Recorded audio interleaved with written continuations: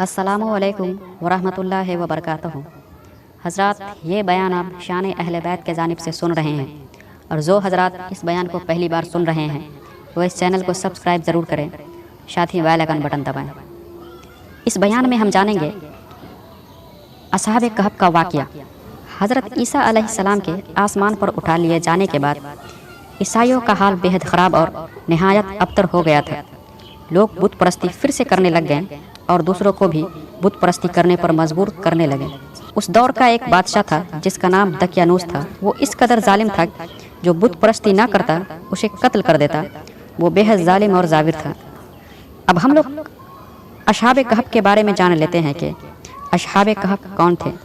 असहाबे कहफ शहर अफसूस के शुरफा थे जो बादशाह के मुअज़्ज़ज़ दरबारी भी थे, मगर ये लोग साहिब ईमान और बुत परस्ती से इंतहाई बेजार थे।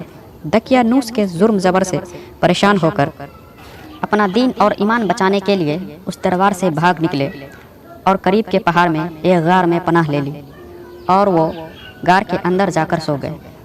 तो 300 वर्ष से ज़्यादा साल तक ये लोग उसी गार में सोते रह गए। दकियानूस ने जब इन लोगों का तलाशी कराया और उसको मालूम हुआ कि ये लोग गार के अंदर है तो वो बेहद नाराज़ हुआ और गुस्से में आकर ये हुक्म दे दिया कि गार को एक संगीन दीवार बनाकर बंद कर दिया जाए ताकि ये लोग उसी में बंद होकर मर जाए और वही गार उन लोगों की कब्र बन जाए।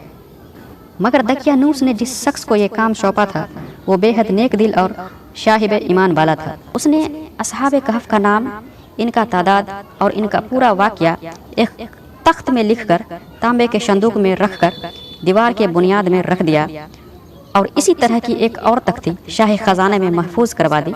कुछ अरसे के बाद दकियानूस बादशाह मर गया और सल्तनतें बदलती रही और एक नेक दिल इंसाफ परवर बादशाह जिसका नाम बेदरूस था तख्त नशीन हुआ, जिसने 68 साल तक शान और शौकत के साथ हुकूमत की। उसके दौर में मजहबी फ़िरका परस्ती शुरू हो गई थी और कुछ लोग मरने के बाद दोबारा उठने और क़यामत के दिन के बारे में इनकार करने लगे। कौम का यह हाल देखकर वो बादशाह रंजो गम में डूब गया था और वो तन्हाई में एक मकान में बंद होकर अल्लाह ताला के दरबार में नहायती बेकरारी के साथ गिरिया और जारी करके दुआ मांगने लगा कि या अल्लाह, कोई ऐसी निशानी जाहिर फरमा दे ताकि लोगों का मरने के बाद दोबारा उठना और क़यामत के दिन पर यकीन हो जाए। बादशाह की ये दुआ कबूल हो गई और अचानक बकरियों के एक चरवाहे ने अपने बकरी को ठहराने के लिए उस गार को मुंतखब किया और उस गार के दीवार को गिरा दिया। दीवार के गिरते ही लोगों पर एक ऐसी हैबत और दहशत सवार हो गई कि दीवार गिराने वाले खौफजदा होकर वहां से भाग गए और असहाबे कहफ अल्लाह के हुक्म से जाग कर बैठ गए और एक दूसरे को सलाम करने लगे। जब इन लोगों को भूख लगी तो इन लोगों ने अपने एक साथी यमलिका से कहा कि तुम बाजार जाकर कुछ खाना ले आओ और निहायत खामोशी से दकियानूस के बारे में पता करो कि वो हम लोगों के बारे में क्या इरादा रखता है। यमलिका ठीक उनके हुक्म का तामीर करते हुए गार से निकलकर बाजार गए और ये देखकर हैरान रह गए कि शहर में हर तरफ हज़रत ईसा अलैहिस्सलाम के दीन का चर्चा है और लोग बेखौफ होकर ईसा अलैहिस्सलाम का कलमा पढ़ रहे हैं। यमलिका ये मंजर देखकर बहुत हैरत में आ गए और कहने लगे, इलाही, ये क्या माजरा है। चंद दिन पहले लोग खौफ से जीते थे, जदा के बुत परस्ती का आलम था, अचानक ये सब कैसे बदल गए। इस शहर में तो ईमान का नाम लेना भी जुर्म था, आज ये इनकलाब कहाँ से आ गया। इसके बाद ये एक दुकान पर खाना लेने के लिए गए और दकियानूसी ज़माने का सिक्का दुकानदार को दिया जिसका चलन सैकड़ों साल पहले बंद हो चुका था, बल्कि इस सिक्के को कोई पहचानने वाला भी बाकी ना था। दुकानदार को शक हुआ कि शायद इस शख्स को कोई ख़जाना मिल गया है। दुकानदार ने इनको हुक्काम के सपुर्द कर दिया और हुक्काम ने इससे खजाने के बारे में पूछताछ शुरू कर दी और पूछने लगा कि बताओ खजाना कहाँ है। यमलिका ने कहा कि कोई खजाना नहीं है, ये हमारा ही रुपया है। हुक्काम ने कहा कि हम किस तरह मान ले कि ये रुपया तुम्हारा है।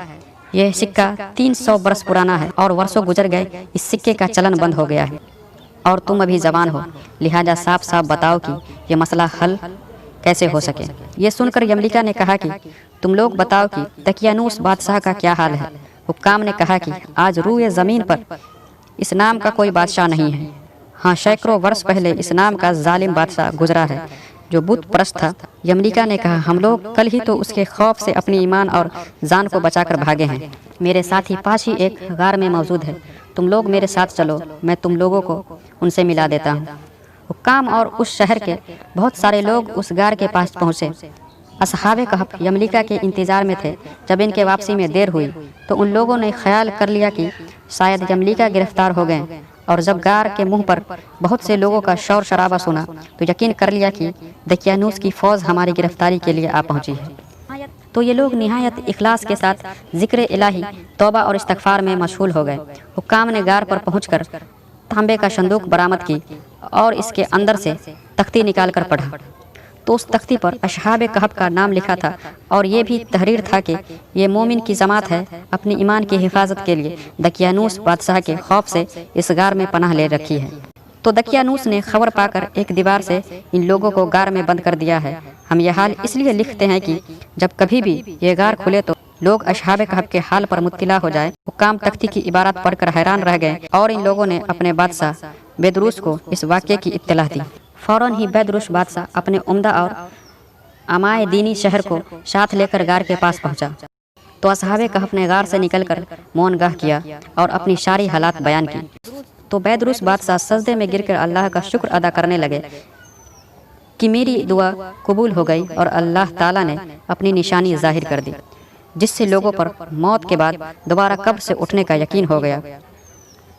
اصحاب کہف بادشاہ کو دعائیں دینے لگے کہ اللہ تعالیٰ تمہاری بادشاہی کو سلامت رکھے، اب ہم تمہیں اللہ کے سپرد کرتے ہیں۔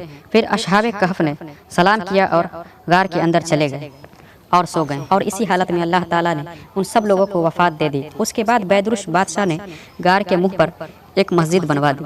ناظرین اکرام، اب ہم اس بات کو جان لیتے ہیں کہ اصحاب کہف کی کتنی تعداد تھی۔ اصحاب کہف کے تعداد میں جب لوگوں کا اختلاف ہوا تو سورہ کہف میں آیت نمبر 22 میں اللہ تعالیٰ کا ارشاد ہے کہ تم لوگ فرماؤ میرا رب اس کی گنتی خوب جانتا ہے۔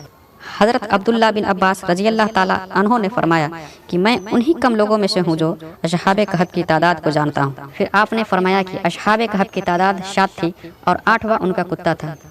حضرات، یہاں پہ ایک مثال ہے ان لوگوں کے لیے جو ولیوں کے مخالف ہیں۔ اصحاب کہف کا کتا جو ولیوں کے ساتھ جڑ گیا تو اللہ نے اس کتے کا ذکر قرآن میں ارشاد فرماتا ہے اور اس کے بیٹھنے کا ذکر ارشاد فرماتا ہے۔ ان کا کتا غار کے گھانے پہ اپنے بازو کو پھیلا کے بیٹھا ہے، اس کے بیٹھنے کے انداز کو اللہ نے بیان کیا ہے۔ حضرات، یہاں پہ ہمارے ذہن میں ایک سوال اٹھتا ہے کہ اللہ نے کتے کے بیٹھنے کے انداز کو قرآن میں کیوں بیان کیا؟ اس میں ہمارے لیے کیا ہدایت ہے؟ اللہ تعالیٰ کہتا ہے، میرے بندے میں یہی تو بتانا چاہتا ہوں کہ چاہے ذات کا کتا ہی ہو، ولیوں کے ساتھ جڑ جائے تو وہ قابل ذکر ہو جاتا ہے۔ اگر تم میرے ولیوں سے جڑ جاؤ تو تمہارا مرتبہ کیا ہوگا؟ اور یہ کتا کل قیامت کے دن ان سب کے ساتھ جنت میں داخل ہوگا۔ جب ایک جانور ولیوں کے در پہ وفا کے ساتھ بیٹھ جائے تو وہ جنت کا حقدار ہو جاتا ہے، تو جب ایک اشرف المخلوق ولیوں کا دامن تھام لے تو ان کے مرتبہ کا عالم کیا ہوگا؟ یہ تو عیسیٰ علیہ السلام کی امت کا عالم ہے۔ ہم آپ تو نبی کونین جناب محمد رسول اللہ صلی اللہ تعالیٰ علیہ وسلم کی امت ہے، جو دونوں جہاں کے مالک و مختار ہے۔ ہم آپ اگر ولی کے دامن سے وابستہ ہو گئے تو ہمارا عالم کیا ہوگا؟